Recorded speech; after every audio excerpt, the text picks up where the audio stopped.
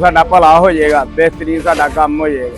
ਜਿਹੜੇ ਆਵਾਮ ਜਿਹੜੇ ਗਰੀਬ ਕਿਸਾਨ ਨੇ ਉਹਨਾਂ ਨੂੰ ਬਹੁਤ ਸਾਰਾ ਫਾਇਦਾ ਹੋਏਗਾ। ਜਿਹੜੀਆਂ ਜ਼ਮੀਨਾਂ ਜਿਹੜੀਆਂ ਕਿ ਦੇਣਗੇ ਜ਼ਿਮੀਂਦਾਰਾਂ ਨੂੰ ਉਹਦੇ ਬਾਰੇ 'ਚ ਬੜਾ ਚੰਗਾ ਕੀਤਾ, ਲੇਕਿਨ ਉਹਨਾਂ ਦੀ ਮਿਲਣੀਆਂ ਚਾਹੀਦੀਆਂ ਨੇ।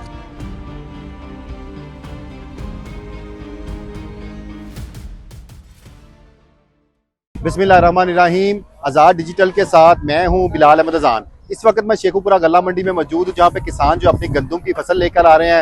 ज़िला पंजाब मरियम नवाज की जानिब से ये फैसला किया गया है कि किसानों को 10 एकड़ ज़मीन लीज पर दी जाएगी। तो आए जो है शेखुपुरा के किसान जो यहाँ पे अपनी गंदम की फसल ला रहे हैं, वो इस फैसले को किस नज़र से देखते हैं, हमारे साथ रहिएगा। ਇਹ ਤੇ ਬਾਕੀ ਸਾਨੂੰ ਕਿਰਾਇਆ ਨਹੀਂ ਪਏਗਾ ਜ਼ਮੀਨ ਦਾ, ਤੇ ਸਾਡੇ ਖਰਚੇ ਘੱਟ ਹੋ ਜਾਣਗੇ, ਤੇ ਸਾਡਾ ਭਲਾ ਹੋ ਜਾਏਗਾ, ਬਿਹਤਰੀਨ ਸਾਡਾ ਕੰਮ ਹੋ ਜਾਏਗਾ। ਇਹੀ ਸਾਡੇ ਲਈ ਬੜੀ ਵੱਡੀ ਗੱਲ ਹੈਗੀ ਹੈ ਜੀ। ਇਹ ਉਹਨਾਂ ਦੀ ਮਿਹਰਬਾਨੀ ਹੈ ਜੀ, ਮਰੀਮ ਨਵਾਜ਼ ਸਾਹਿਬ ਦੀ। अच्छा ਕੀਤਾ ਇਹਨੇ ਫੈਸਲਾ ਜ਼ਿਮੀਂਦਾਰਾਂ ਵਾਸਤੇ ਤੇ ਉਹਨਾਂ ਦਾ ਹੱਕ ਬਣਦਾ ਸੀ ਇਹ ਫੈਸਲਾ ਕਰਨ ਦਾ।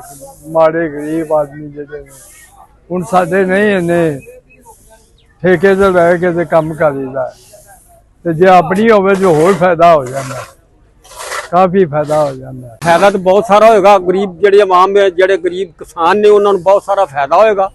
ਇਹਦੇ ਵਿੱਚ ਤਾਂ ਕੋਈ ਸ਼ੱਕ ਨਹੀਂ। ਬਾਕੀ ਇਹ ਹੈ ਕਿ ਮੈਂ ਇਹ ਕਹਿਣਾ ਚਾਹੁੰਦਾ ਕਿ ਮੇਰਾ ਮਤਲਬ ਆਪਣੇ ਵਾਅਦੇ ਤੇ ਪੂਰਾ ਪੜਨ, ਬਿਲਕੁਲ ਆਪਣੇ ਵਾਅਦੇ ਤੇ ਪੂਰਾ ਪੜਨ। ਮਰੀਮ ਨਵਾਜ਼ ਨੇ ਜੋ ਫੈਸਲਾ ਕੀਤਾ ਕਿ ਜਿਹੜੀਆਂ ਜ਼ਮੀਨਾਂ ਜਿਹੜੀਆਂ ਕਿ ਦੇਣਗੇ ਜ਼ਿਮੀਂਦਾਰਾਂ ਨੂੰ ਉਹਦੇ ਬਾਰੇ 'ਚ ਬੜਾ ਚੰਗਾ ਕੀਤਾ, ਲੇਕਿਨ ਉਹਨਾਂ ਦੀ ਮਿਲਣੀਆਂ ਚਾਹੀਦੀਆਂ ਨੇ।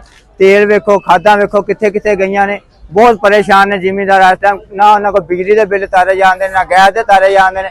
ਬਹੁਤ ਇਸ ਟਾਈਮ ਪਰੇਸ਼ਾਨੀ ਦੇ ਵਿੱਚ। ਜੇ ਉਹ ਫੈਸਲਾ ਉਹਨੇ ਕੀਤਾ ਤੇ ਅੱਛਾ ਕੀਤਾ, ਫੈਸਲੇ ਤੇ ਅਮਲਦਾਰ ਵੀ ਹੋਣਾ ਚਾਹੀਦਾ। ਇਹਦੇ ਬੜਾ ਅੱਛਾ ਫੈਸਲਾ ਦੇਵੇ ਸਾਨੂੰ। ਜ਼ਮੀਨ ਮਾੜੇ ਬੰਦੇ ਆ, ਚਲੋ ਵਾਵਾਂਗੇ ਆਪਣਾ ਕਮਾਵਾਂਗੇ। ਅਸੀਂ ਇਹਦੇ ਬਾਰੇ ਅੱਛਾ ਕਹਿਣਾ ਚਾਹੁੰਦੇ ਹਾਂ ਵੀ ਅੱਛਾ ਫੈਸਲਾ ਕੀਤਾ ਨੇ ਤੇ ਜ਼ਿਮੀਂਦਾਰ ਨੂੰ ਅੱਛਾ ਲੀਜ਼ ਮਿਲਿਆ।